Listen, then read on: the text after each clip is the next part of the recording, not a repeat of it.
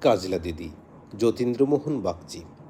বাঁশবাগানের মাথার উপর চাঁদ উঠেছে ওই, মাগো আমার শোলক বলা কাজলা দিদি কই?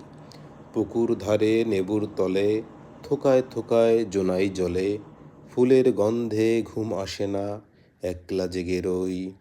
মাগো আমার কোলের কাছে কাজলা দিদি কই?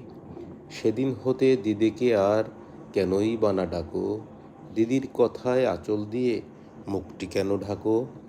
খাবার খেতে আমি যখন দিদি বলে ডাকি তখন ও ঘর থেকে কেন মা আর দিদি আসে না কো? আমি ডাকি তুমি কেন চুপটি মেরে থাকো? বলো মা দিদি কোথায় গেছে, আসবে আবার কবে? কাল যে আমার নতুন ঘরে পুতুল বিয়ে হবে। দিদির মতন ফাঁকি দিয়ে আমিও যদি লুকাই গিয়ে, তুমি তখন একলা ঘরে কেমন করে রবে?